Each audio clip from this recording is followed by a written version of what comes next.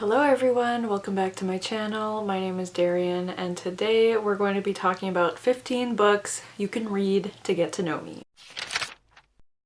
So first of all, you may notice I still have my Christmas decorations up. I honestly completely forgot about it because I haven't sat here and filmed in a long time, as you can tell. So I came up to start getting ready to film and then I realized my Christmas decorations were still up and I just don't have the energy to take them down. So I hope that's okay. I hope that's fine, whatever. I mean, they're not like super extensive, so it should be fine. But anyways, I've been trying to think of things that I could film because if you saw my last video, I've kind of been in a like filming slump lately. I am still working on my very long Goodreads video, which is almost done actually.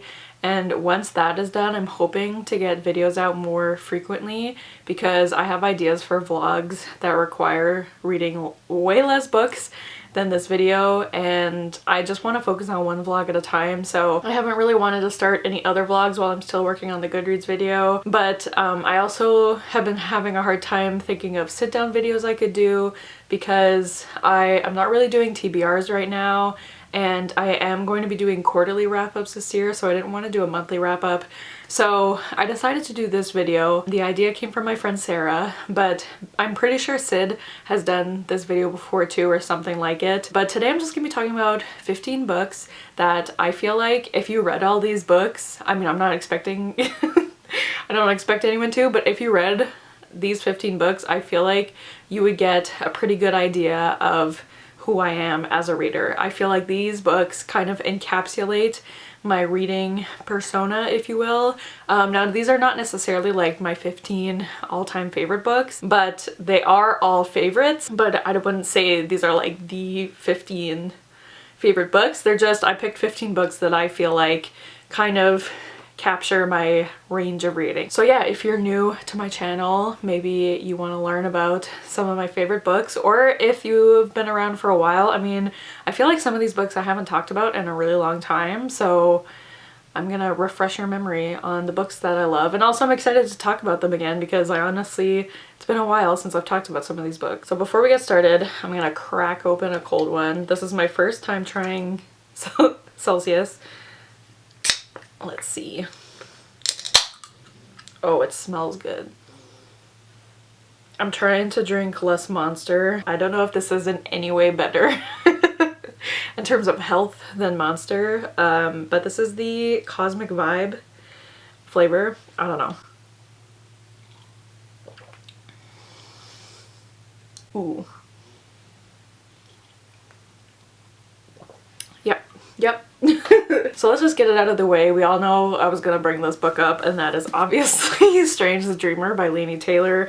This is my favorite book of all time. I don't really see that ever changing. I have the moth tattoo. My dog's name is Laszlo after the main character of this book. I just love this book so much. I recently, like last May I think, I reread it and re-tabbed it because all my old tabs were like really ugly. I tabbed it when I didn't know how to tab books, so now it's all like prettily tabbed. I don't know how well you can see that because of the lighting, but I just love this book so much. It is a YA fantasy duology. It is just very whimsical. The writing is so lyrical. Laini Taylor is by far my favorite author. She just like gets the kind of writing that I love. And also like this is such a weird, it's a weird thing to say, but I find the font in this book so comforting. I don't know if it's because it's in my favorite book, but like whenever I see this font in other books, I'm like, yeah. I don't know what font it is, so I can't tell you, but if there's any recommendation you could ever get for me, it's gotta be this book because it's my favorite book of all time. I love it so much. It feels like it's just a part of who I am as a person, and so yeah, this is like the #1 book. If you want to get to know me, then you gotta read this. I didn't think this through because a lot of these books are on the shelf behind me where all my Christmas stuff is in the way, so this will be interesting. But the next book that I feel like kind of just defines who I am as a reader is Beyond the Black Door by A.M. Strickland. I have been wanting to reread this for so long. I first reread it, I think it was the beginning of 2021, so 4 years ago. That's weird. yeah, 4 years ago. So I definitely need to reread it, and like I've never annotated it or anything, but this I think was, I'm pretty sure it was the first fantasy I read with an asexual character, let alone an asexual main character. And I just felt so seen reading this book. I very vividly remember one scene in this book about like they were describing gender, and I thought that was so, it was just such a beautiful scene, and that has stuck with me since I read this book. I just have such fond memories of reading this because it just has such a special place in my heart. I love the writing, and I love the main character, and I love the way that A.M. Strickland writes gender and sexuality. And I could have also talked about In the Ravenous Dark, which is their other book, but this one, like, this one feels more special to me just because it's the main character who's ace, and it just resonated so much with me. Like, how much can I say that? So, and this is so underrated. I don't know many people who have read this, and like, it's a standalone YA fantasy. Like, how many of those do we have? I don't know. I just love it. I love it so much. I love A.M. Strickland. I can't wait to read their romantasy. So this is definitely a book that has shaped me to the reader that I am. Next we have what I think I would consider my favorite romance. Is it my favorite romance book? I think so, and that is The Charm Offensive by Alison Cochrane. This book, I mean, all of these books mean so much to me in different ways, but the reason this book means a lot to me is that I see myself so much in the character Charlie, because Charlie is neurodivergent. He deals with a lot of anxiety, and he's also, it's heavily implied that he's on the A spectrum, that he never really finds a label that he feels makes sense to him and applies to him, which like I love. Gender and sexuality is so fluid, and you don't always find that like perfect label that you connect with. Sometimes you just think of a few labels that you think might work for you. And I just love how Alison Cochrane writes mental health in her books, and I'm not sure if she'll ever write something that I love more than this, just because this is the first one that I read and it just meant so much to me. The other main character, Dave, has depression, and I also resonated with him a lot as well. And so in terms of mental health, I feel like if you read this book you would understand me more as a person, because like the way that she writes mental health just means so much to me, and I feel like she just took a look at my brain and was like, these two characters are Darian. I don't know. So yeah, I love this book so much. I have reread it, so I've read it twice now, but I still need to annotate it. Also, I'm not really talking about what these books are about, I'm just talking about how they mean to me. Hopefully that's okay. Next we have one of my favorite books. I mean, all of these are favorites, but like this book, I feel like the more I think about it and the more time that has passed since I read it, the more like good memories I associate with it. I just love this book so much. And again, I'm due for a reread because I read this at the end of 2020. Was it 2022? I think it was the end of 2022. Oh my god. Anyway, but that book is obviously The Measure by Nikki Erlick. I adore this book. I listened to the audiobook and I just picked it out on a whim. I think the main reason I picked it was because the audiobook is narrated by Julia Whalen, who is one of my favorite audiobook narrators, and I just kind of like picked it as something to listen. I did not realize the journey I was about to go through. This follows 8 perspectives in a world where everyone wakes up to a box on their doorstep, and in the box is a string, and the string kind of represents how long their life is. If you have a short string, then your life will not be very long, and you have a long string, your life will be long. And I feel like Nikki Erlick did such a great job at exploring humanity, and it felt like the way she wrote each character, because each character kind of came from a very different background and had very different circumstances and what getting these strings meant for them. And I feel like she did such a good job at writing what would happen if this were to happen in our real life. And I love books that like are just about humanity, and I love exploring, like, obviously yes, humans can be terrible, we all know this, but also just how humanity is also really beautiful, and how like life is beautiful and people are just amazing with each other. Like, it's not always so bad, and yes, there's a lot of really bad things. There's a lot of really bad things in the world, but like this book just kind of made me feel hopeful about humanity. And like that's all I can really say about it. It just like, it's one of those books that really make you think. And I love books that like I put myself in these characters' shoes. Like, what would I do if this happened to me, if I was in this world? I don't know, but I love this book so much and I cannot wait for her next book. It's coming out in May or June, I think. I'm so excited and I can't wait to reread this. I still need to own my own copy, but I think about this book all the time. I love it so much. Okay, I just kicked my camera, so sorry if the angle's a little different, but this next book, I mean, I can't not talk about this book. It's Percy Jackson by Rick Riordan. This is probably my first favorite series that I read growing up. I remember, I think it's the first time I like binged a series. I was 12 years old. I remember reading this book. I was in grade 5 or 6. I would read it walking to school. My brother would have like his arm in my arm so that I wouldn't fall or anything, and I would read on my way to school. I would read this before class, during recess, during lunch, like got home from school, picked the series up. I just did not stop until I finished the series. I was so obsessed with this, as so many kids were, and actually reread this last year. I still need to continue my reread, but I just loved being back in this world. I mean, I feel like Percy Jackson was so foundational for so many kids, and I love that kids are still picking up these books and that Rick Riordan is still writing books in this world, and I need to catch up. I need to catch up with all the newer books, but like I think that this series is the reason why I love the romances that I love, because this was the first like slow burn romance that I read. And I just love Percy and Annabeth so much. I love them. And I don't know, like, I don't know who I would be if I didn't read this series. It was just everything I could have wanted as a 12-year-old. And I still love it. It means a lot to me. I still need to finish the TV show, but I was really liking it when I read it. And yeah, also like, look at this. Stiff as a board. But this is like the original copy I had. I do have the newer editions, but this is the same copy that I read when I was 12, and it just means a lot to me. It's very worn out and I love it. So this next book, I just have such good memories of reading this book for the first time, and a little context, I guess. I think this is why I loved this book so much.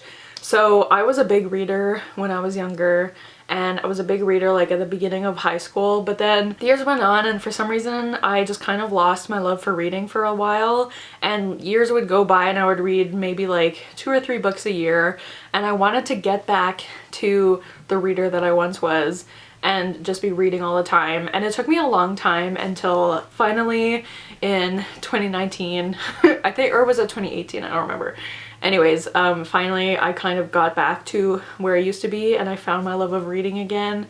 And this isn't the book that got me back into my love of reading, but this is one of the first books that I read after starting my channel in 2020, and this is one of the first arcs I ever got. I got the arc from NetGalley, and it was so exciting because I was so excited about this book and I couldn't believe I was approved for an arc of this book. And so I remember starting this book and like just being so nervous and so giddy because I was reading it before everyone else, and like this book was pretty hyped at the time, so I felt so special that I was reading it before everyone else, and it just exceeded my expectations. I love this book so much, and I really hope the author writes more books one day because it's been a while since her last book came out. But anyways, all that to say, that book is Where Dreams Descend by Janella Angelis. I feel like this book is so underrated because I don't know many people who have read it, and I feel like the people who have read it don't like it that much, and I don't understand. I don't know what more you could want from this book. This first book is very like Phantom of the Opera, Moulin Rouge, and the second book is very Hadestown. Like, if that doesn't intrigue you, I don't know what will. I just love these characters so much. And when I got Laszlo, I was actually supposed to get a female dog at first. I was gonna name her Kalia after the main character in this book. Like, I just love, I love Kalia, I love DeMarco, my sweet baby sad boy.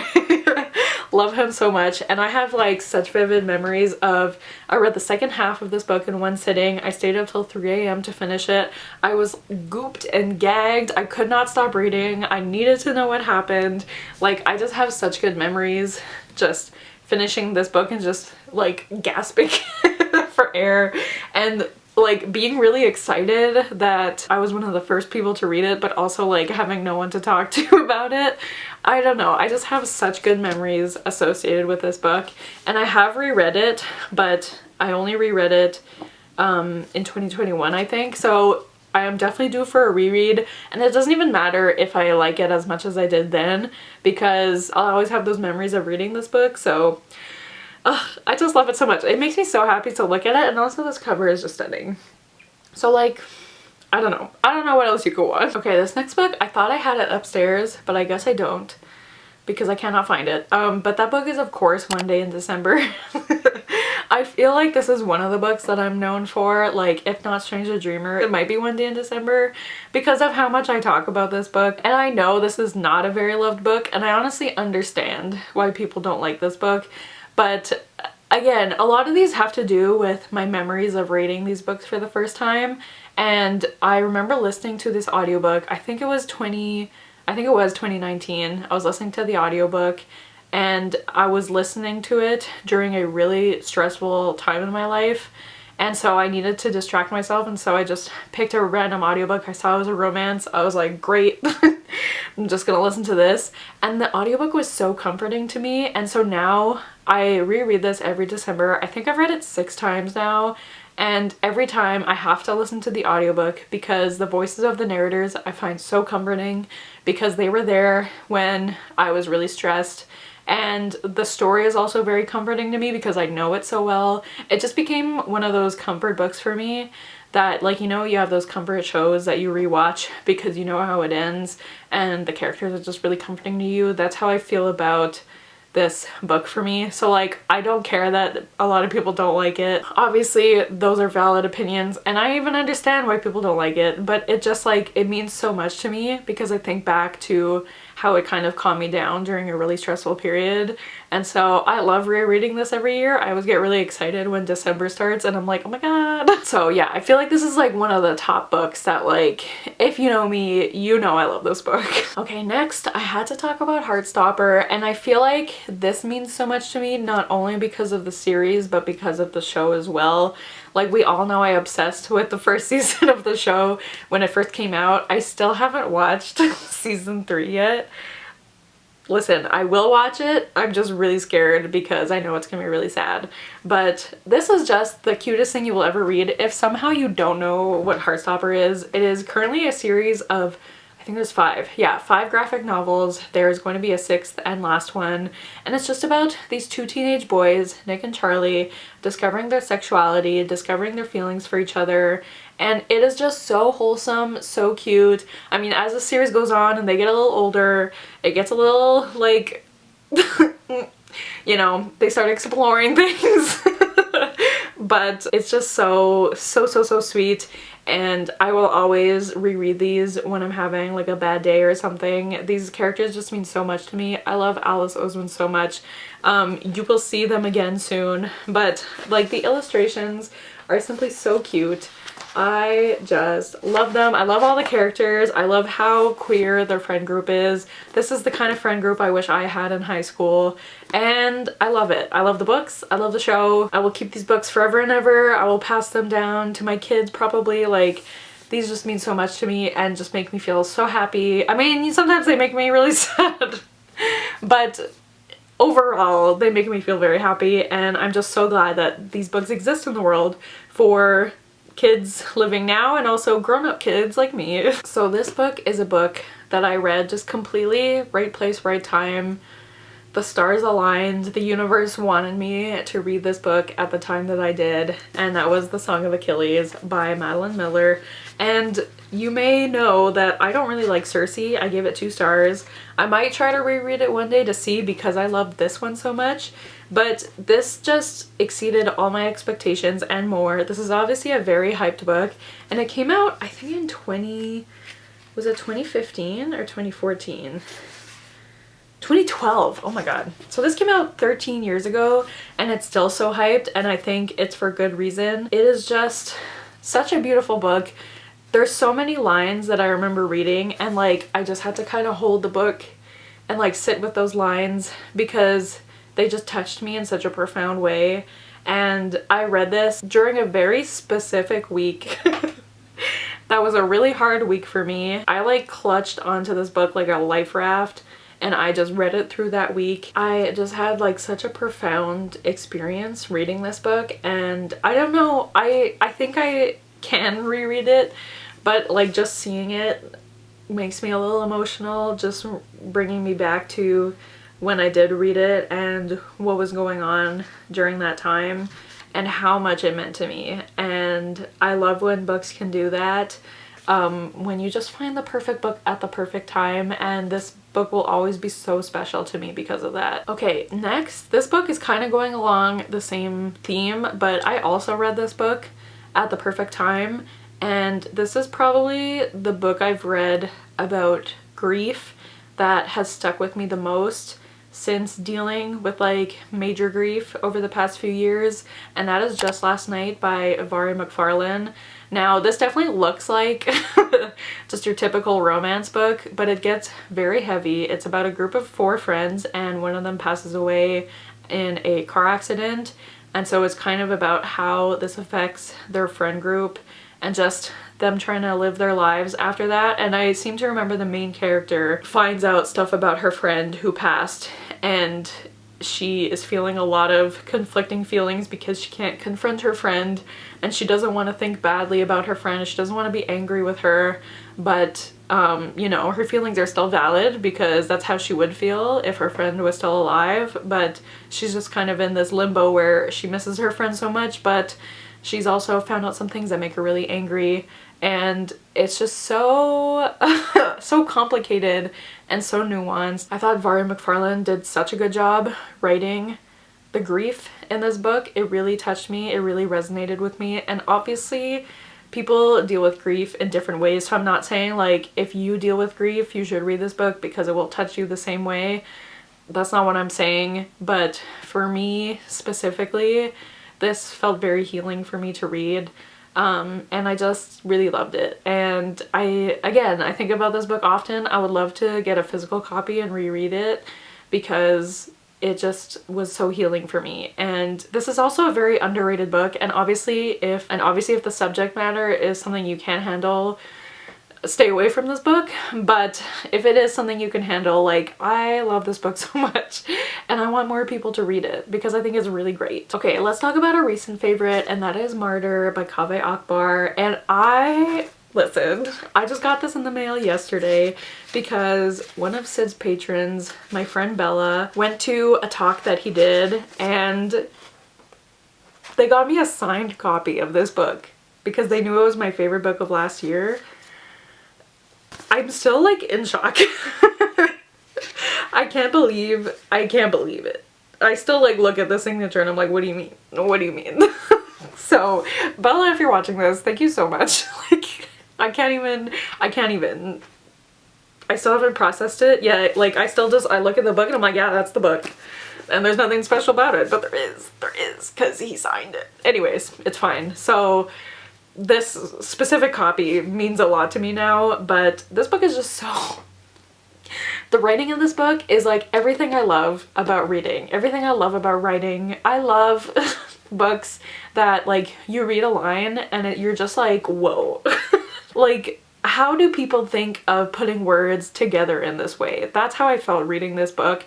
There were so many times I had to reread a sentence or reread a paragraph because I was like, how does a human being think of a way they want to convey a certain thing and put these words together that you think would never go so well together, but somehow they weave these words together in such a beautiful way. I do not understand. And like, you can definitely tell that Kaveh Akbar is a poet because this is definitely written in a very poetic way.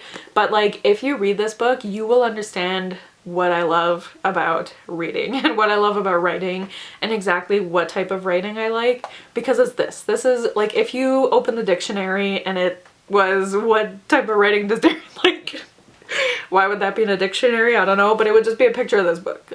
Like, I love, oh my god, just looking at it, like, I didn't read this that long ago, but just looking at it, I'm like,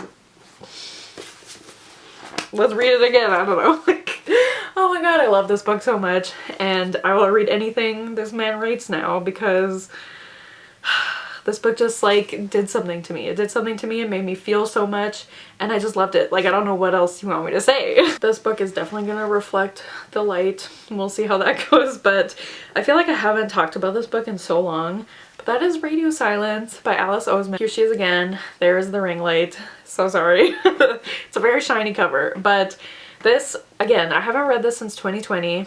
The first time I read it. I definitely am due for a reread. But I remember reading this book. It was soon after my breakup and I was in a very vulnerable position in my life. And I remember reading this and like every single page just made me want to cry. There was just something in the writing. I think this was, no, I read Heartstopper first, but I think this was the first novel I read by Alice Oseman, and immediately the writing just stuck with me. I loved these characters so much, and I loved that this wasn't a romance. This is about a young boy and girl who develop this like very deep friendship, and not once in the book is there any suspicion that they have more romantic feelings for each other. They're just best friends, and I love looking at how beautiful platonic love can be, because romance, I feel like romance is often seen as like the end goal. Like when people talk about love, they talk about like, you know, do you feel for them as more than a friend? But it's like, what does loving someone more than a friend even mean? Because isn't loving your friend like so deep already? Like romance isn't more, it's just a different feeling. Anyways, kind of going off topic, but I loved these characters. I loved reading about them. I also felt very seen by the main character. I think her name's Frances. Yes, Frances, because she puts so much pressure on herself in terms of school, and she thinks she needs to go to the best school and get the best job, and is not necessarily following what she's passionate about. She's just doing what she thinks she should be doing. And I felt very seen by reading about that. And also the other character, what's his name? Aled. How could I forget Aled's name? So sorry, Aled. But I felt also very seen by Aled because of the depression that he experiences. And I mean, I'm saying this about every book, but this book just means so much to me and I need to reread it soon, and that's all there is to it. Ooh, I'm starting to get a lens flare. Okay, I'll try to be fast with these last few books, but let's talk about Babel. Is that a lens flare or is that like something on my camera? No, it's just a lens flare. So sorry, but let's talk about Babel. Love this book so much.